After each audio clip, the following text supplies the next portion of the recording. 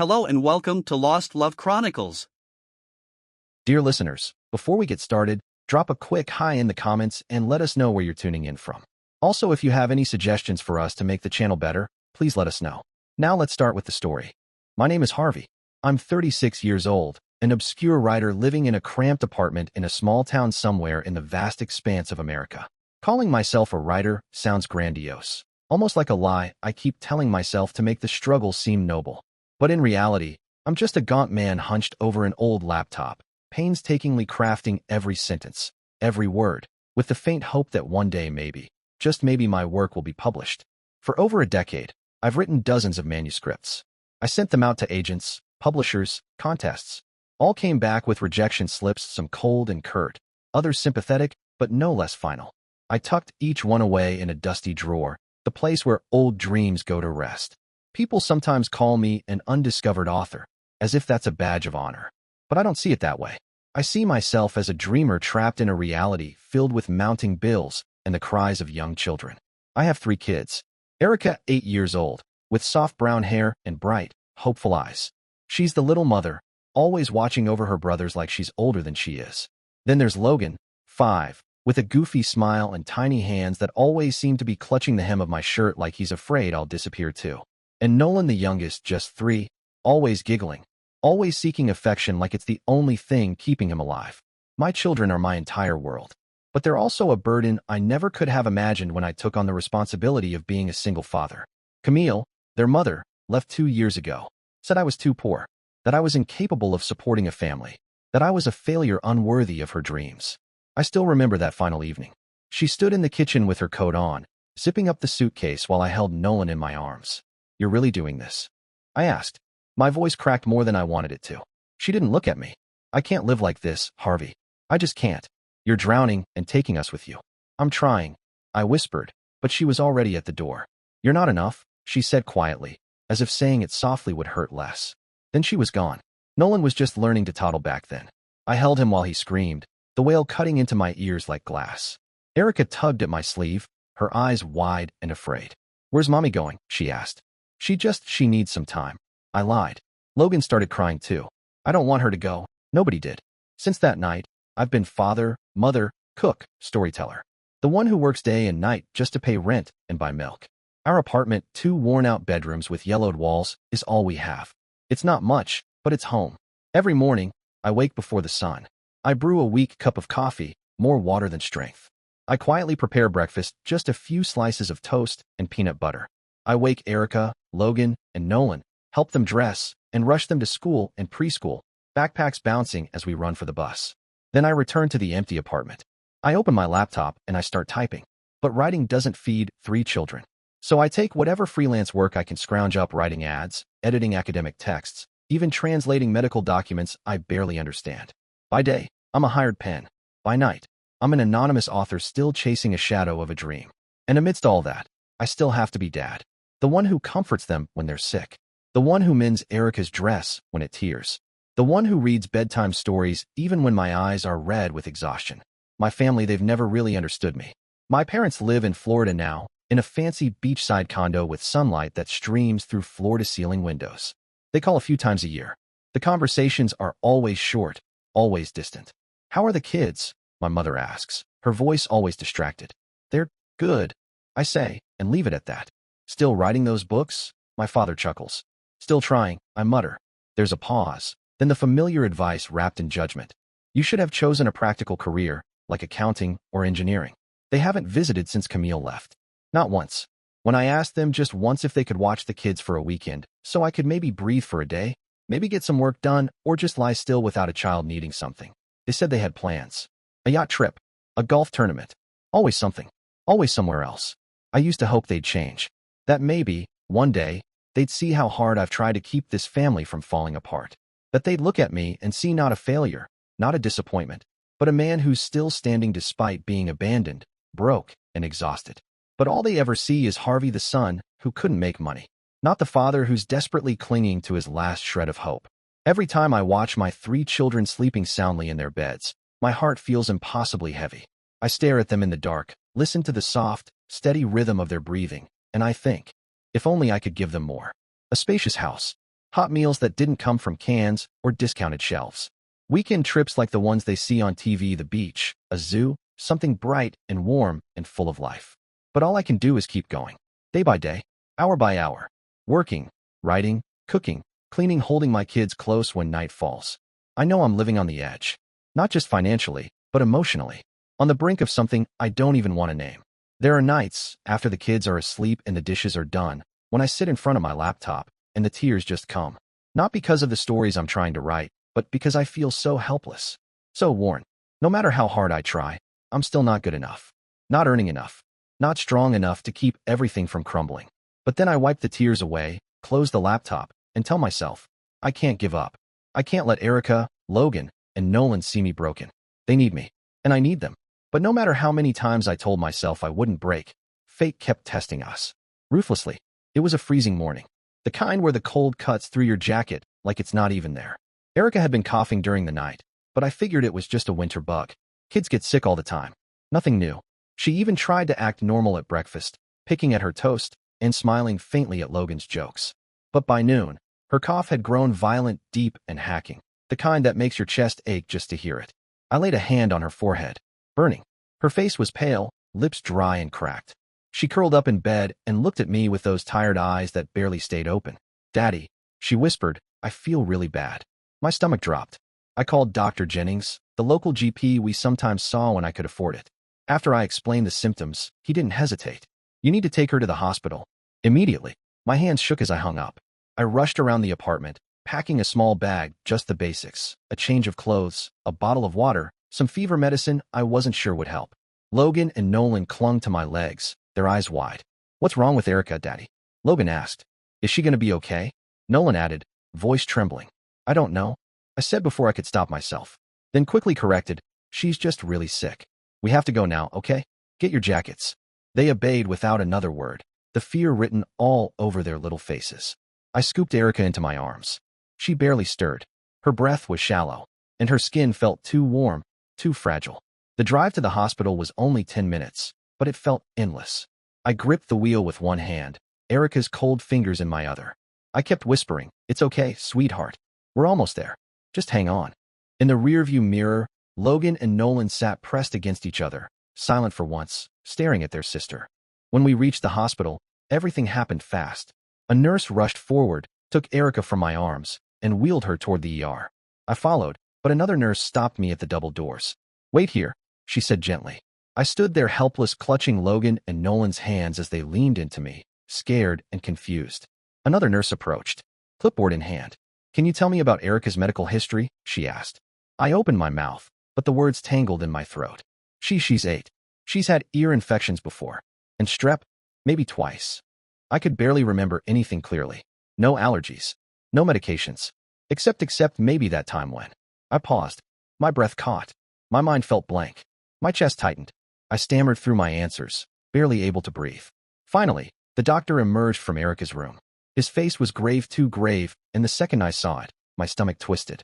He pulled me aside, lowered his voice, and said, Your daughter has severe anemia. We need to run immediate in-depth tests. There's a possibility it could be a serious blood disorder. My mouth went dry. What kind of disorder? He hesitated before speaking the word that would hollow out the inside of my chest. Possibly leukemia. Leukemia. The word crashed through me like a sledgehammer. Cancer. My legs felt weak, and for a moment, I couldn't breathe. My hands trembled as I pulled out my phone. I scrolled to Camille's number, pressed dial, and pressed the phone to my ear, trying to keep my voice steady. She answered. Harvey, she's in the hospital, I said. Erica, the doctors say she has a serious blood condition. They're running tests, it could be leukemia. I need help. I can't manage Logan and Nolan and be here for her at the same time. I need you to come. There was a pause. Then her voice flat, distant, cold. Harvey, you know I've started a new life. I can't just drop everything and come back. You'll have to figure it out. But Camille, she's our daughter. I tried to get the words out, but it was too late. The call ended with a long beep. I just stood there, frozen, holding the phone to my ear as if I could will her voice back. My heart was pounding. I tried my parents next. A desperate, stupid hope. My mother answered. Mom, it's Erica. She's sick. Really sick. The doctors think it might be cancer. I need help with the boys. Oh, Harvey, she said, we're in Europe. A river cruise through Germany. We booked it months ago. You understand, right? We can't just leave now. My father chimed in from the background. Tell him to stay strong. They hung up. I stood in the hallway, phone still in hand, head in my palms, as the world began collapsing in around me. Erica was in a hospital bed. Logan and Nolan were tugging at my sleeves, asking questions I couldn't answer. And I had no one. Not a single soul. I took the boys to a small waiting room just outside the treatment area. There were a few battered toys on a low-table plastic dinosaurs and a half-broken puzzle. Logan sat down and began pushing a toy car across the floor. Nolan curled into my side. I sank into a plastic chair. My back ached. I pulled my laptop out of my bag and opened the freelance job I'd taken a blog rewrite for a dental office. Something that would maybe cover groceries for the week if I finished it on time. But my eyes kept darting to the hallway. Every time a nurse came out of Erica's room, my chest clenched. That evening, Erica stirred. Her eyes fluttered open, dim and distant, but she found me. "Daddy," she whispered, barely audible. "I'm so tired." I leaned in close, cupped her face gently with my palm. "I know, my love," I whispered back. "You're doing great. Daddy's right here. I'm not going anywhere." Logan had crawled up onto the chair beside me, and Nolan sat in my lap, both of them slowly dozing off. I reached over and pulled my jacket from my bag, draping it across their small, sleeping forms. Then I turned back to Erica, took her hand, and held it like it was made of glass. That night, I didn't sleep. I sat by her bed, watching the monitor blink, listening to the quiet whir of the breathing machine. The fluorescent lights above us buzzed faintly, casting everything in a sterile glow. The loneliness seeped into every part of me, every muscle, every vein. By morning, the doctor confirmed it. Erica would need to stay in the hospital for long-term treatment. More tests, more procedures. They'd need to confirm the diagnosis, begin planning. I stood there in his office, nodding numbly, my arms around Logan and Nolan, who clung to me as if they could sense something big was happening. I didn't know what to do. I couldn't leave them at home alone. I couldn't leave Erica in this hospital without someone by her side. So I begged the hospital, literally begged them to let the boys stay with me. I knew it wasn't allowed. I knew it was against regulations. But I had no choice. No childcare, no backup, no support system. Just us. They made an exception. So we squeezed into that small, sterile hospital room. Erica lay pale and quiet in the bed, tubes in her arm. Logan and Nolan played on the floor with toy cars someone from the staff had found. The meals were cold deli sandwiches, boxed orange juice. Every second I watched them, terrified something else might go wrong. Those days blurred together. Every hour was heavy. I was exhausted. But I had no other choice. Each morning, I woke up from the hard plastic chair by Erica's bed. My back aching, neck stiff, eyes burning from the lack of sleep. I'd rub my face, stretch out the knots in my shoulders, then gently lean over and whisper to Logan and Nolan, sleeping on a spare blanket near the corner. "Wake up, guys. Time to get ready for school." They'd blink up at me, groggy, and I'd rush them to school. As they walked into their classrooms, each morning Logan with his crayon-marked backpack, Nolan with his tiny shoes always coming untied, I waved and forced a smile until the last bell rang. Then I turned on my heel and hurried back to the hospital, my heart already pounding with worry. Erica would be there, lying still in her bed, her face pale as the sheets, lips dry and cracked. I'd pull a chair close and take her hand gently in mine, feeling how cold and fragile it had become. "Daddy's here," I'd whisper, brushing the hair from her forehead. "You don't have to be scared, my love. I'm right here." She'd nod weakly, her eyes heavy but holding on to me. That look half pain, half trust, it never left me. During the day, I split myself in two. One half sat by Erica's side, holding her hand, talking softly to her when she stirred. The other half hunched over my ancient laptop, plugged into the only wall outlet in the room that still worked, trying to finish editing a company brochure or ghostwriting a blog about retirement savings. The words came slowly, the mind behind them slower. But I had to keep earning, no matter how little it brought in. By noon, I'd run down to the hospital cafeteria for a sandwich that tasted like cardboard and a cup of watery coffee. I'd sit at the corner table, phone in hand, making a to-do list in my head while checking the time constantly. The boys needed to be picked up. I couldn't be late. When the clock struck 3, I closed the laptop, packed up my things, and left Erica with the nurses. Every time I stepped away, it felt like ripping off a piece of myself. The drive to the school was quiet. My body ached with fatigue, but when I saw Logan and Nolan waiting by the curb, their eyes lighting up, I smiled. I had to. They'd pile into the back seat, their voices rising with stories about their day. Logan would talk about spelling tests or how he beat Daniel in a race. Nolan would giggle and babble, clutching his paper dinosaur. "Daddy, did you know Mrs. Collins has a hamster?" Logan would ask, bouncing in his seat. "No, I didn't. What's its name?" "Mr. Nibbles," he'd shout, laughing. But even as they talked, I could see it in their eyes, that cloud of worry, that silence whenever Erica's name came up. In the evenings, I brought them back to the hospital. We walked the familiar halls, past the same beeping machines, and stepped back into Erica's room. Logan always climbed up on the bed carefully, mindful of the wires. He'd show her a new drawing, superheroes with capes and big smiles. "Look, Erica, I made this for you." "That's you," he said once, pointing at a girl flying with a bright yellow cape. "You're Super Erica." Erica had smiled, faint but real. "Thanks, Logan. She's strong." Nolan would sit on the floor, babbling to himself and his toy dinosaur. "Roar, Daddy. He says he's not scared of anything, even big hospitals." I checked in with the nurses. "Has her fever gone down? Is she eating anything?" Then turned back to my laptop. I'd type a few lines, delete them, try again. There was always a deadline looming, another invoice unpaid.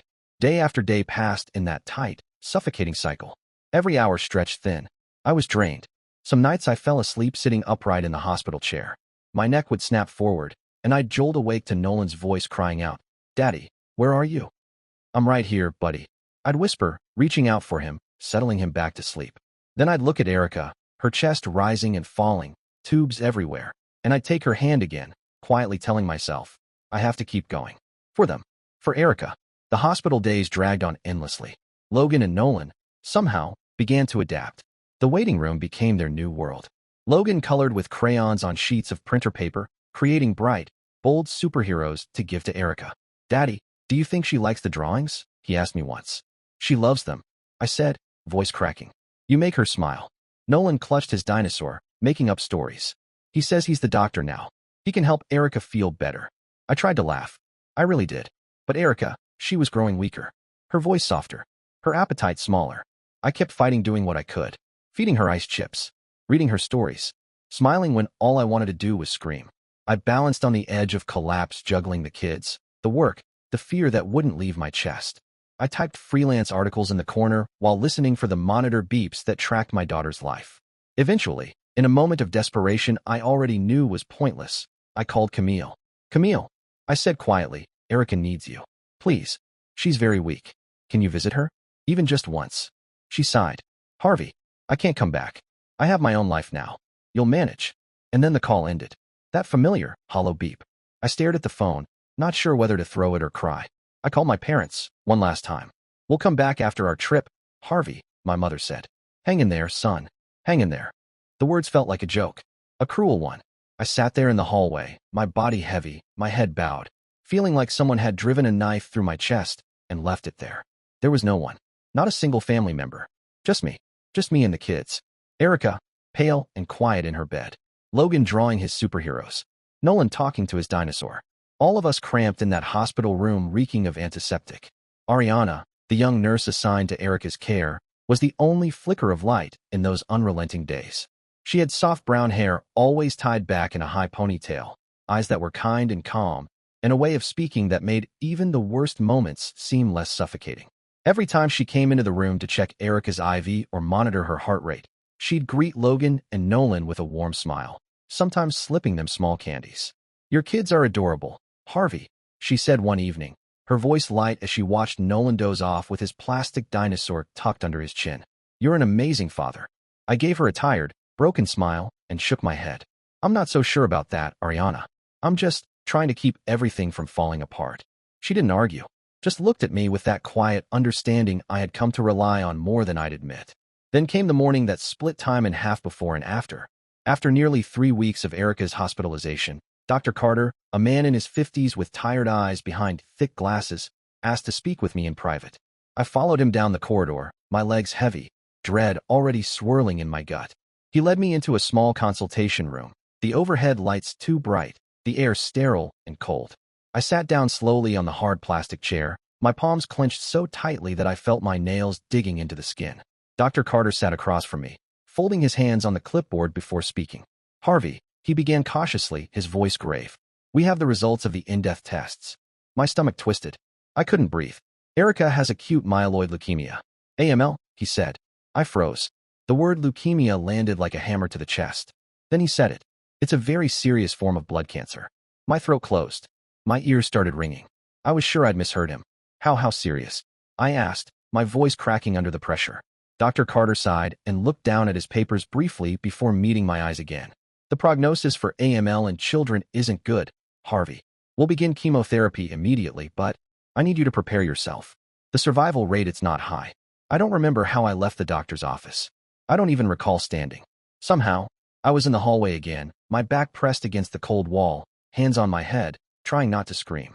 Erica, my little girl, 8 years old. She used to race across the playground, talk to me about her dreams of flying dragons and building tree houses. And now she was fighting something I couldn't even wrap my head around. I wanted to scream, to punch the walls, to call Camille and curse her for abandoning us, to yell at my parents for their absence, to curse the universe for its cruelty. But I didn't. Instead, I wiped my face, forced my legs to move, and walked back into that hospital room. I smiled for Erica. I told her everything was going to be okay. The days that followed blurred together. Erica began chemotherapy. I watched helplessly as her beautiful hair fell out in clumps. Her face grew thinner, her skin ghost pale. She still tried to talk, always asking about Logan and Nolan, smiling faintly when I read her the same fairy tales she used to act out in the living room. But I could see the light in her eyes dimming, like a candle fighting the wind. Logan and Nolan, young as they were, felt the change. Logan stopped drawing superheroes. His drawings now showed a girl in a bed, flowers all around her, the sky always gray. Nolan kept tugging at my sleeve. "When will Erica come home to play with me, Daddy?" he'd ask. My throat would close every time. "Soon, buddy," I'd whisper. "Soon." And through all of it, Ariana was there. More than just a nurse. She was steady when everything else was crumbling. She didn't just adjust IVs and mark charts. She brought calm into the room. Warmth. She offered small comforts in the midst of chaos. One afternoon, as I sat beside Erica, too tired to even keep my head up, Ariana walked in and set a hot cup of coffee on the side table. "You need to rest, Harvey," she said, her voice firm but kind. "I know you're strong, but you're human too." I stared at her, wanting to say thank you, but the lump in my throat was too big to speak around. So I just nodded, wrapped my fingers around the warm cup, and held on. That night, after Logan and Nolan had finally fallen asleep on the chairs, their little bodies curled up and wrapped in jackets, Ariana came and sat down beside me. "Do you want to talk?" she asked softly. I shook my head at first, but then something cracked. And like a dam finally breaking after holding back a flood, I started to speak about Camille. How she left. That's how I started. I told Ariana everything about Camille, how she had walked away as if we were just a page she was done reading. How she never looked back, not even when Erica was diagnosed. I told her about my parents, how they were always traveling, always somewhere far enough that caring was optional, how they never visited their grandkids. Not once. And then I talked about the fear. The paralyzing fear of losing Erica. The nights I stayed awake watching her chest rise and fall, afraid that one moment it just wouldn't. The fear of not being strong enough to hold all 3 of my children up while my world collapsed. Ariana sat beside me quietly, listening. She didn't interrupt, didn't shift uncomfortably, or look at the clock. Just stayed. At one point, she placed a gentle hand on my shoulder, grounding me. "I lost my brother to illness," she said softly when I paused, trying to breathe through the weight of my own words. "I know that feeling of helplessness, but you're not alone, Harvey. I'm here. And Erica, Logan, Nolan, they need you more than ever." Her voice was like a cool breeze in a storm, comforting, but not enough to lift the ache. Nothing could. The pain had taken root inside me, deep and raw. A week later, Erica's condition took a sharp turn. The chemo wasn't working. At least, not like we'd hoped. The doctors had explained that the cancer was aggressive, but I hadn't expected it to feel like she was slipping through my fingers so fast. She had constant high fevers. Her appetite vanished. She cried at night, curled in pain, and I couldn't do a damn thing about it. I stayed by her bed, holding her hand through every tremor, singing the lullabies I used to hum when she was a baby, my voice cracking with every line. "Daddy, I'm so tired," she whispered one night, her eyes barely opening. "I want to go home." My heart shattered. I leaned down, kissed her burning forehead, and whispered, "I'll take you home, princess. I promise." But I lied. I couldn't keep that promise. A few days later, Erica passed away. I was reading to her like always. A story about a brave princess and a dragon with golden wings. I remember thinking her breathing had slowed. Then the monitor began to beep fast, frantic, urgent. Nurses rushed in. Dr. Carter appeared. But I already knew. I felt it. Erica was gone. I pulled her into my arms. She was weightless, still, no longer warm. "Erica, don't go," I whispered, my voice splintering. "Please don't leave, Daddy." But there was no answer. There would never be an answer again. The world collapsed around me. I don't know how long I sat there, crying, shaking, the sound of my sobs swallowed by the hum of machines. I only remember Logan and Nolan waking up in the chaos, running to me. Logan wrapped his arms around my side, his voice choked. "Where's Erica, Daddy?" Nolan, his innocent eyes searching mine, just took my hand. "Don't cry, Daddy." But I couldn't stop. I had lost Erica, my brightest light, the one who dreamed of dragons, who held this little broken family together even while she faded. I failed her. I failed Logan and Nolan. I failed myself. Ariana was there. She didn't say much, just stood behind me with her hand on my shoulder, a quiet anchor in a sea of despair. Later, when I could barely move, she helped care for Logan and Nolan took them outside for a little air, for some kind of normalcy, while I stayed behind with Erica. Saying goodbye. When I finally stepped out of the room, holding the tiny pink sweater Erica used to wear, the one with the missing button and the dragon patch sewn on the sleeve, Ariana approached me. She handed me a glass of water, her voice low, steady. "Harvey," she said, "I know it feels like you can't go on, but Logan and Nolan are still here. They need you. And Erica, she would want you to keep going." I didn't say anything. Couldn't. But deep down, somewhere beneath the crushing grief, I knew she was right. My boys needed me. I couldn't fall apart now. I wiped my face, took a breath that felt like a weight, and walked out to the waiting room. My son sat there, eyes wide and waiting. "We'll be okay," I said, kneeling to pull them into my arms. I didn't believe it, not yet. But I had to say it. I had to try. For them. For Erica. The days that followed were a dark void. I moved through them as if underwater, arranging Erica's funeral with a numb detachment. It was a simple service, held in the small church in Willow Creek. Just me, Logan, Nolan, and a few kind neighbors who came to pay their respects. Camille didn't show up. She didn't call. Didn't ask how the boys were doing. Just a short, cold text. "I'm so sorry, Harvey." That was it. My parents made it to the funeral after their trip, dressed in black, solemn-faced, their voices soft with regret. But by then, none of it mattered. Their absence when it counted most had left a mark I couldn't ignore. I couldn't even bring myself to look at them for long. I stood by Erica's small white coffin, my hands trembling as I looked down at her peaceful face. She looked like she was sleeping, so still, so quiet, so wrong.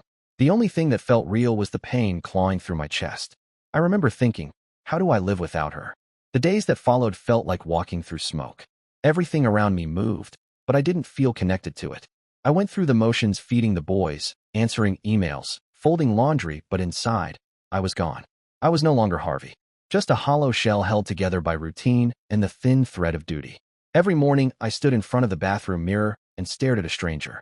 Red-rimmed eyes, deep, dark circles, skin that clung to the bones of a face that had aged 10 years in weeks. My reflection mocked me, this man who once believed he could protect his children from anything. But I couldn't save Erica. I had lost my 8-year-old daughter, the girl who believed in dragons, the girl who believed in me. Some nights, I'd walk quietly into her room and just stand there. The bunk bed still sat in the corner, the top covered in that same flower-patterned blanket she loved. I never touched it. I couldn't. It was a shrine, now a monument to all that was lost. Just looking at it made my knees buckle, but I kept coming back, like a punishment I needed to endure. Logan and Nolan still needed me. That was the only thing that kept me from falling completely. But I won't lie, there were nights I thought about giving up entirely. One evening, after I'd tucked the boys in, I wandered into the bathroom and opened the medicine cabinet. An old bottle of sleeping pills stared back at me. I held it in my hands for what felt like hours, turning it over, shaking it slightly, listening to the faint rattle inside. I walked to the living room and sat on the couch, the bottle resting in my palm. I stared at those small, smooth, white pills, wondering if they could take me somewhere, anywhere, without pain, without bills, without failure. I imagined lying down, just closing my eyes, letting it all fade. And then I heard a soft voice. "Daddy," Nolan, talking in his sleep. And then another image hit me like a freight train, Logan's wide eyes the morning after Erica passed, looking up at me, asking, "Why can't Erica come back, Daddy?" My grip on the bottle loosened. I couldn't do it. I couldn't let them lose someone else. I stood up and walked to the kitchen, unscrewed the cap, and dumped the pills into the trash. The clatter as they hit the empty can sounded louder than thunder. I buried my face in my hands and sobbed. For Erica. For myself. For the 2 boys sleeping in the next room who still believed I could keep them safe. "You have to live, Harvey," I whispered to myself, choking on the words. For them. The apartment was different now. Hollow. Too quiet. No stories from Erica about school. No giggles echoing down the hallway as she played with Logan and Nolan. That silence was the worst part. Logan grew quieter. He stopped drawing superheroes. No more bright capes and happy stick figure families. Instead, he sat at the kitchen table for hours with a stack of printer paper and a box of colored pencils, carefully sketching flowers. Over and over. Soft, delicate petals, always in shades of pink and purple. One evening, he showed me a drawing and said, "It's like Erica's blanket, so she can see them, Daddy." His voice was so soft I could barely hear it. I pulled him into my arms, held him tightly, and whispered, "She'll love them, buddy." I tried to keep my voice steady, tried not to let him see my tears. Nolan, being so young, didn't understand. Not really. Every night, he curled up in my lap with his plastic dinosaur tucked under one arm and looked up at me with those big eyes. "Where's Erica, Daddy? When's she coming back?" I never knew what to say, so I kissed his forehead and said the only thing I could. "She's in the sky, sweetheart. She's watching us." He always smiled at that. "I'll wave at her tomorrow," he said once. "So she knows I miss her." I tried to give them a sense of normal. I really did. Every morning, I took them to preschool, made them simple meals, mostly pasta or deli sandwiches. At night, I read them bedtime stories, my voice soft and strained, the pages blurring sometimes when my eyes filled with tears.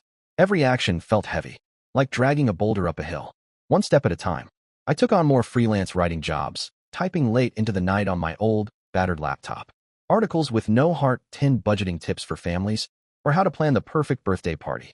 Empty words that paid the bills. But whenever I opened the file for my novel, From Ashes, I just sat there, staring at the screen, unable to write a single word. How could I write about finding meaning in life when I felt like all meaning had vanished? I stared at that blinking cursor night after night, the blank screen reflecting the emptiness inside me. Everything I had to say felt too raw, too broken to shape into anything coherent. And even if I did manage to write, who would care? Who would want to read the story of a man who couldn't save his daughter? It was Ariana who slowly began pulling me out of that mire, though I doubt she ever realized how vital she was. One afternoon, just as the boys were finishing their naps, there was a soft knock at the door. I opened it to see her standing there with a small white box in her hands and a gentle smile on her face. "I thought the kids might like these," she said. "Cookies?" I asked, surprised. She nodded. "Homemade. Oatmeal, raisin, and chocolate chip. I had a free afternoon." I stood there stunned for a moment, blinking like the light was too bright. I hadn't expected anyone, especially not her. But before I could say anything else, Logan and Nolan rushed past me with excited cheers. "Ariana," they shouted in unison, wrapping their arms around her legs. She knelt down to hug them, laughing softly. For that moment, just that moment, our dim little apartment seemed to brighten. Ariana didn't just drop off the cookies and go. She stayed. She sat cross-legged on the floor with Nolan, letting him show her all his plastic dinosaurs, and helped Logan finish a puzzle he'd started earlier in the week. She talked to them with a kindness that was never forced, never patronizing. It was genuine. Later, as we sat at the table while the boys drew in the corner, she looked at me. "How are you holding up, Harvey?" she asked quietly, her eyes warm with concern. I wanted to lie to say I was fine, that I was managing. But looking at her, really looking into those eyes, I couldn't. The dam cracked. I exhaled, long and slow. "I don't know, Ariana. I don't know how to keep going." She didn't offer cheap sympathy. She didn't rattle off hollow reassurances. Instead, she nodded and sat back in her chair. "When I was 13, I lost my younger brother," she said after a pause. "Heart disease. He was only 9. There were days I thought I'd never get through it." She glanced over at Logan and Nolan, her expression distant but calm. But then I realized something. Living on was the only way to keep his memory alive. Her words washed over me like a soft breeze. Not enough to erase the pain, but just enough to remind me I wasn't entirely alone in it. That night, after Logan and Nolan had drifted off to sleep, Nolan curled under his dinosaur blanket, Logan clutching his flower drawings, I opened my laptop and clicked on the file I hadn't touched in months, From Ashes. I didn't open it to write. I just wanted to read the old pages, to remember what it felt like when I still believed I had something worth saying. But as the old lines scrolled before me, something shifted. It was like a door in my heart creaked open, letting in a breeze I hadn't felt in ages. My fingers began to move. I didn't think. I just typed. I wrote about Erica, her smile, her dragon dreams, the way she held my hand in the hospital. I wrote about Camille, her betrayal, the moment she walked away from our children. I wrote about my parents, how they chose their European vacation over saying goodbye to their dying granddaughter. And I wrote about me, a broken, struggling man trying to keep breathing, a father clinging to 2 boys while the world crumbled around him, a dreamer with nothing left but a thread of hope. The words poured out like a river, fierce and wild, carrying pain and love all at once. I wrote every night once the apartment fell silent, and the only sounds were the tapping of keys and the quiet, steady breathing of Logan and Nolan from the other room. I didn't care if it was good. I didn't know if it was publishable. But for the first time in months, I felt like I was doing something that mattered. Each page kept Erica alive. Each paragraph helped me face the pain. And each sentence reminded me I still had two boys who needed their father. Ariana visited more often. She brought more cookies, storybooks for the kids, or sometimes just herself. She played with Nolan, helped Logan draw, and talked to me like I wasn't broken. One day, I mentioned the writing to her. "I've been working on the book again," I said hesitantly, not even looking up from the mug I was holding. She smiled. "You should finish it, Harvey. I believe it'll touch people." I let out a weak laugh. "It's just the ramblings of a failed single dad." Her hand touched mine, steady and warm. "No, Harvey. It's the story of a loving father who didn't give up even when everything was against him. That's a story worth telling." Her words lit something in me. Not a fire. Not yet. But a flicker. I started spending more time on the book. Late hours, quiet nights. And I wrote about the hospital days. About Erica's tired eyes. And the way she looked at me one night and whispered, "I'm so tired." I wrote about Logan drawing flowers for his sister. About the way he carefully chose the colors, always purple and pink, Erica's favorites, and how he'd placed the paper gently beside her empty bed, as if hoping she might still see them. I wrote about Nolan, too, how he clutched his little green dinosaur at night and curled up in my lap until he drifted off to sleep. How his small body rising and falling with every breath kept me grounded in moments I thought I'd float away in grief. I wrote about the loneliness that settled in my bones, the kind that no phone call or distant thinking of you card could cure. I wrote about the hollow feeling of abandonment, of parents who didn't care enough to be there, of a woman who used to be my wife, but couldn't even show up to bury her child. I wrote about the nights I sat alone in the dark, staring at those sleeping pills, thinking maybe the pain could finally stop. But I also wrote about the moments that kept me from slipping over the edge: Logan's crooked smile, Nolan's infectious giggles, Ariana's warm voice and steady presence. Those small mercies became my lifeline. Life didn't magically improve. Bills piled up like snow against a shut door. The landlord kept slipping notices under the door, reminders in big red letters. I had no choice but to keep churning out freelance articles to make ends meet. I wrote about budgeting for families, about hosting birthday parties on a budget, about ways to save on groceries, ironic, considering I often skipped meals so the boys had enough. But my book, From Ashes, that was different. That was mine. That was where I remembered who I was. And slowly, so slowly, Logan and Nolan began to find small joys again. Logan started drawing superheroes, just like he used to. Only now, I noticed that sometimes, in the corner of the page, he'd draw a single flower. For Erica, he'd say softly. Nolan, with all the chaotic energy of a 3-year-old, pulled me into his world of dinosaurs and pillow forts. He'd wrap himself in blankets and roar at me, demanding I be the tiny, scared daddy man. I'd laugh, even when the laughter felt jagged in my throat. One evening, Ariana showed up holding a small birthday cake. "Whose birthday is it?" I asked, frowning in confusion. "No one's," she said, smiling. "I just thought today deserved to be a happy day." Logan and Nolan lit up, racing toward the kitchen and jumping up and down as she set the cake down. They fought over who got to blow out the candles, eventually deciding to do it together. Their laughter rang through the apartment, high, clear, real. I looked at Ariana, my chest tightening with something I hadn't felt in a long time: gratitude. "Thank you, Ariana," I said quietly. "You don't know how much this means to us." Her smile softened, and she reached out to brush a crumb off the table. "I just want to see you and the kids smile, Harvey. You deserve it." She wasn't just a kind nurse anymore. Ariana had become something more. A friend. A light. Someone who didn't try to fix me, but simply stood by me, letting me stumble forward at my own pace. And somehow, that made all the difference. She was like a lantern guiding me through the darkness. I wasn't healed. Not even close. But I felt a flicker of something I hadn't felt in months. Hope. The long nights continued. After the boys went to bed and the dishes were done, I opened my laptop and returned to the manuscript. I wrote more about Erica, about her quiet strength and fiery spirit, about Logan's resilience and Nolan's innocence. I wrote about Ariana's unexpected friendship. I wrote about a man who thought he would break, but stood up again for love, for memory, for family. 6 months after Erica's death, I finished the manuscript. I titled it From Ashes. The night I completed the final sentence, I sat still for a long time, just staring at the screen. I didn't cry. I didn't celebrate. I just felt something close to peace. I sent it out, unsure anyone would care. Then, one morning, while I sat at the kitchen table nursing a watery coffee and listening to Logan and Nolan argue over the last cookie, I got an email. Subject: Offer to publish from ashes. I blinked. My fingers trembled as I clicked it open. Dear Mr. Harvey, we were deeply moved by your raw and heartfelt story. We believe this book has the potential to touch the hearts of many readers. I read the message again and again, half convinced it was a mistake. After so many rejection letters, someone saw worth in what I'd written. The publishing process moved faster than I ever imagined. I was paired with an editor named Sarah, a woman in her 50s with a gentle, clipped tone and a sharp sense of story. She didn't try to rewrite my pain. She helped shape it, guide it, strengthen it. On one of our many calls, she paused and said, "This isn't just your story, Harvey. It's the story of anyone who's lost someone they love, who thought they couldn't go on." She let the silence hang for a moment, then added, "But stood up again."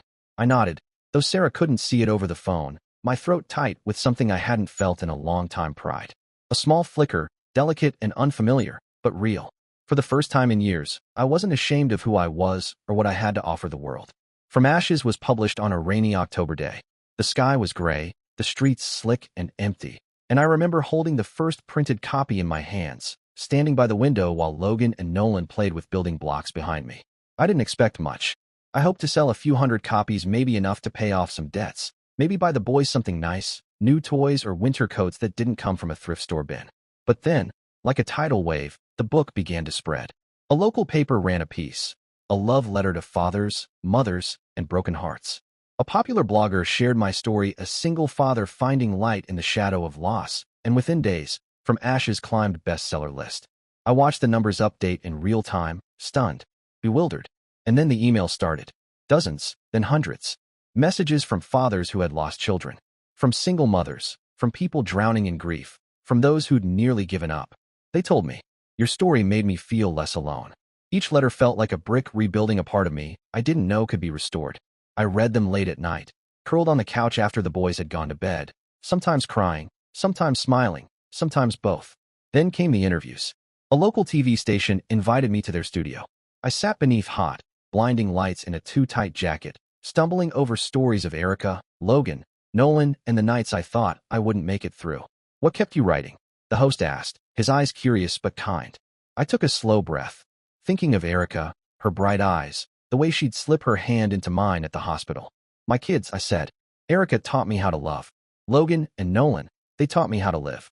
I wrote to keep my promise to them that I wouldn't give up. From an unknown writer sitting in a cramped apartment, I suddenly became a name people recognized. Invitations came pouring in from local libraries, grief support groups, mental health workshops. Eventually, larger events in cities I'd only seen in movies. I stood before rooms filled with strangers, sharing my journey not as a polished author or motivational speaker, but as a father. A man who had faced unimaginable loss. A man who found his way through pain, one page at a time. Each time I spoke, I felt Erica there. Not in the room exactly, but somewhere close, smiling, maybe even proud. Her presence was like the wind at my back, invisible but strong.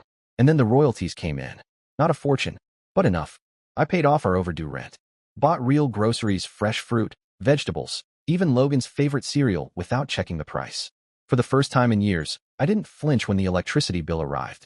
But the biggest change came the day I found the house. I knew I had to leave the apartment. As much as I loved it for the memories, every corner, every shadow, reminded me of Erica. The hallway where she used to sing. The kitchen where she begged to lick cake batter. Her empty room, still untouched. I found a small house on the outskirts of Willow Creek. Nothing fancy, 2 bedrooms, a small yard, but it was clean, quiet, and full of sunlight. I signed the lease with shaking hands. On moving day, Logan ran through the house whooping, his voice echoing down the narrow hallways. "Daddy, I have my own room," he shouted, grinning from ear to ear. Nolan clutched his ever-present dinosaur, bouncing up and down on the grass outside. He laughed so hard he fell backwards, giggling uncontrollably. I stood there watching them, tears prickling behind my eyes. For the first time, I felt like I was giving them something real. A home. A place where life could start again. But the pain of losing Erica, it never left. Each night, after Logan and Nolan were asleep in their new rooms, I sat alone in the living room, the curtains open, staring out at the dark backyard. I thought of her voice, her tiny hands holding mine in the hospital, the way she used to call Daddy whenever she needed me. Some nights I cried, not from weakness, but because I knew that grief would always live beside me, like a shadow, quiet, constant, familiar. But I also knew I had to live, not just for Logan and Nolan, but for Erica. for what she taught me about love, about strength, about holding on. Ariana remained constant in our lives, like a star that never dimmed. She came to the new house bearing gifts, books for the boys, fresh cookies, and a small potted plant she placed carefully near the garden. To brighten the yard, she said, smiling. Logan beamed. Superhero Ariana, he yelled, wrapping his arms around her. Nolan squealed, clinging to her leg. Tell me a dinosaur story. She laughed, crouching down. Only if you help me water the plant. Watching her there, surrounded by my boys, something shifted in me. Ariana wasn't just the nurse who stood beside me in the hospital that awful night. She wasn't just the kind woman who showed up with cookies and calm words. She was the person who helped me see that life was still worth living. One evening, as we sat on the porch, the late sun dipping low over Willow Creek, the sky bathed in gold, I watched Logan and Nolan chase each other across the grass barefoot, laughing, tangled in childhood joy. Ariana sat beside me, close enough that I could feel the warmth of her presence without even touching her. Then she reached for my hand. You've done something amazing, Harvey, she said softly. I turned to her, surprised. Not because of the book, she added, but because you didn't give up. Her words settled in the quiet air between us. I didn't know what to say, so I simply squeezed her hand gently. No reply came from my mouth, but I think she knew I was still standing because of her, too. A few weeks later, I found myself walking hesitantly into a small room at the Willow Creek Community Center. The sign on the door read, Parents in Grief. It was the first time I'd ever considered attending something like this. I felt awkward, out of place, unsure if I belonged. But I sat down, and I listened. A father shared the story of losing his teenage son in a car crash. A mother spoke of her baby girl who died from leukemia. Their pain was raw and familiar, and in their words I found pieces of myself. When it was my turn, I spoke of Erica, her dragon dreams, the way she used to call me daddy when she needed reassurance. I told them I'd almost given up, that I couldn't see a way forward for a long time. There were nods, tears, understanding. An older woman beside me reached out and took my hand. Her skin was papery and warm. You're a strong father, she said quietly. She must be so proud of you. For the first time, I didn't feel like a writer, or a speaker, or even a man trying to get by. I felt like a father, one who loved, one who had lost, and one who was learning how to live with that loss. The group became a rhythm in my week. I kept going, not just to talk, but to listen, to learn how others turned pain into purpose. One man, Tom, shared that he'd planted a garden for his son, a space to remember, to heal. It stayed with me. One weekend, I told Logan and Nolan, we're going to plant a rose bush. What? Logan asked, curious, already tugging on his little gardening gloves. Because it was Erica's favorite, I said, and I want her to have a place in our new home. They nodded, no more questions, just silent agreement. We dug the earth together. Nolan got mud on his face and giggled. Logan took care with the roots. When we finished, I stood back and looked at the small bush, imagining what it would look like in full bloom. And when the first rose finally bloomed vivid red against green, the first felt Erica, right there in the petals. Life still wasn't perfect. I still woke up some mornings with a weight in my chest. Some nights I heard Erica's voice in dreams and had to steady myself before stepping out of bed. Logan still drew flowers in the corners of his sketches. Nolan asked fewer questions, but they never stopped completely. We weren't trying to forget Erica. We were learning how to live with her always near, carried inside us. I kept writing not just for From Ashes, but because writing became the way I navigated the world. My pen was my compass, my therapy, my connection to her. To them. One evening, as I was editing a speech for an upcoming event, Logan tiptoed into the room, holding something behind his back. Daddy, I made this for you, he said, his voice quiet but proud. He handed me a sheet of paper. In his drawing, I stood between him and Nolan, and beside us was a small girl, drawn with careful wings, floating on a cloud, smiling. That's Erica, he said shyly. I think she's happy. I didn't speak. I just hugged him, the drawing crinkling between us, tears falling freely. She is happy, son, I whispered. And Daddy's going to try to be happy too. For you and Nolan. A few days later, Ariana came by with a tray of freshly baked cookies, still warm. Logan ran to show her the drawing. She studied it and smiled. He's got talent, Harvey, she said. Like his dad. I laughed, and for the first time in so long, it felt light. Real. Unburdened. Thank you, Ariana, I said, my voice full of everything I didn't know how to put into words. For everything. She didn't respond. She just reached for my hand again and held it. In that quiet moment, with Logan and Nolan playing in the other room, and the scent of cookies in the air, I realized something. We weren't building a new life to replace Erica. We were building one to keep going with her always in our hearts. A year after From Ashes was published, My life had changed in ways I never dared to dream. The little house outside Willow Creek wasn't just a roof over our heads, it was a home. Ours. Mine, Logan's, and Nolan's. The backyard bloomed with roses, bright and defiant. Erica's flower. And each morning, as sunlight streamed through our kitchen windows and laughter echoed in the halls, I felt a flicker of peace creeping back into my heart. But the pain of losing Erica, that would always remain. A scar. One that would never fully heal.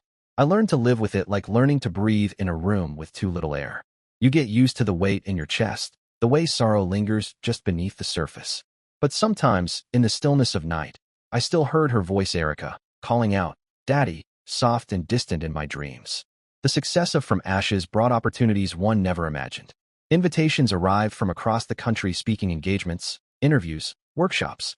I found myself on stages in cities like Chicago and Boston, looking out at packed auditoriums. And each time I spoke of Erica, of Logan and Nolan, of grief and the edge I nearly fell from, I wasn't just telling my story. I was keeping Erica alive. In my heart. In theirs. And I wrote. The second book came slowly, with more hesitation.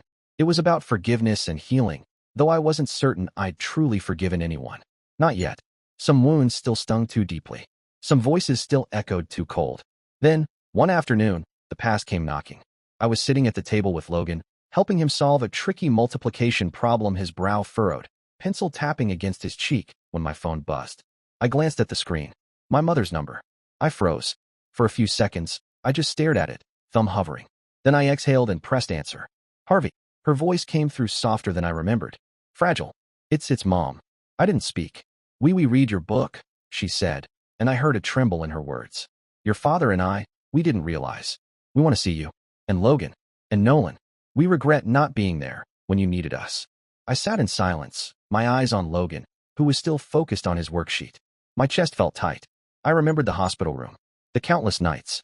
Erica hooked up to IVs. Me holding her hand, praying she wouldn't be afraid. And the calls I made, please come. I had begged them. Even for a day. And they had said, we're traveling. A cruise. Like some vacation mattered more than their dying granddaughter. I closed my eyes for a moment. Thank you for calling. I said finally, my voice calm but firm. But I'm not sure I'm ready for you to come back into our lives. Harvey, she began, her voice breaking. Logan and Nolan. I continued, they need people who are there when it counts. She started crying, then soft, broken sobs through the line. We were wrong, she said. I was wrong. We want to make things right. I sat quietly, the hurt still lodged in places words couldn't reach. But I also knew that part of healing was setting boundaries. You can visit, I said at last. But short visits. I'll be there the whole time. No sleepovers. No surprises. When they came, a week later, they looked older. Smaller somehow. Their eyes heavy with regret. They brought toys and awkward smiles. Logan was polite. Nolan clung to my leg. And I watched everything, every word, every gesture. I didn't open my heart. Not out of resentment. But because I had to protect my children and myself from wounds that might never fully close. The biggest surprise came one night, as I was reading Nolan a bedtime story. His head was resting on my shoulder, his dinosaur tucked beneath his arm. The phone buzzed again. I glanced at the screen and felt a jolt. Camille. The number was still saved, though I hadn't seen it flash on my screen in years. My thumb trembled as I answered. Harvey. Her voice was soft, almost artificial, strangely sweet, as if she were trying to remember how to sound like the wife she once was. I read your book. I said nothing, heart hammering in my chest. It's incredible, she said. Really. I regret leaving. I want to come back. Start over. Be a family again. I stood frozen in the hallway, the lights dimmed, the warmth of Nolan still against me. I want to be there, she went on. For Logan and Nolan. For you. I've changed. Please. Images flickered in my mind, her walking out. Her silence during the hospital stays. Her absence when Erica died. The text I received. I'm so sorry. A breath. Camille. I said slowly. You abandoned our kids when they needed you most. You weren't there when Erica was sick. When Logan and Nolan cried for their mom. When I begged you to come. I know, she whispered. I know. I made a mistake. But I regret it every day. I swallowed hard. I'm sorry, I said. But there's no place for you here anymore. Silence. I've changed, Harvey, she said, her voice cracking. I want to make it right. I looked at Nolan, his eyes beginning to close. And then I ended the call. Not out of anger. Not even out of hate. But because something inside me had shifted. I felt a release. A quiet, steady relief. Like I'd finally set down a burden I'd carried too long. I looked at Logan and Nolan playing on the floor, their laughter echoing through the living room, and I knew deep in my bones I'd made the right choice. We didn't need Camille. We had each other, and that was enough. While people from my past tried to re-enter, Ariana was the one who stayed. Quietly, steadfastly. She never asked for anything in return. She brought cookies, spent afternoons helping the boys with their puzzles and dinosaur forts, and really listened when I talked about Erica. No judgment. No advice I didn't ask for. Just presence. One evening, as we sat on the porch under a faint moonlight, the boys asleep inside, I found myself speaking words I hadn't planned. "You've done more than you know," I said, my voice low. "You helped me see that life is still worth living, even when it hurts." She looked over at me and smiled, placing her hand gently on mine. "Harvey, you're stronger than you think," she said. "I'm just here to remind you of that." I sat in that silence for a long time, her hand warm in mine. That was the moment I realized I was falling in love with Ariana. Not the overwhelming, fiery kind of love I'd once believed was the only kind worth chasing. No, this was steadier, deeper, a kind of love built on kindness, on late-night talks, on helping Logan find his missing sock, on remembering Erica without having to apologize for it. Ariana never tried to replace Erica. She never once tried to fill the void she left. Instead, she brought a new warmth into our home, a quiet strength, a gentle hand when the boys woke from nightmares or when I found myself lost in memories. Once, after a long day, I asked if she'd stay for dinner. She laughed. "Only if you promise not to make pasta again." I laughed too, the sound surprising me with how light it felt. Not weighed down by guilt or sorrow. Just light. A year after From Ashes was released, my life had changed in more ways than I could count. I wasn't a celebrity, not in the traditional sense, but I had become a symbol. Not for success, but for resilience. I continued speaking at workshops not just about writing, but about surviving loss, about holding on when the world tries to break you. I hosted sessions at the support group Now, listening to other parents talk about their children, their grief, their healing. And I shared too. I talked about Erica, how she taught me to love, how Logan and Nolan gave me a reason to keep going. Each time I shared, I felt like I was doing more than just helping others. I was stitching myself back together. Logan grew day by day. One afternoon, while we were walking back from soccer practice, he looked up at me, his brow furrowed. "Daddy," he asked, "does Erica see me when I play soccer?" I stopped, knelt beside him, and pulled him close. "She's always watching you, Logan," I whispered. "She's up in the sky, cheering for you." His eyes lit up. "You think she liked my goal today?" "I think she loved it," I said, hugging him tighter.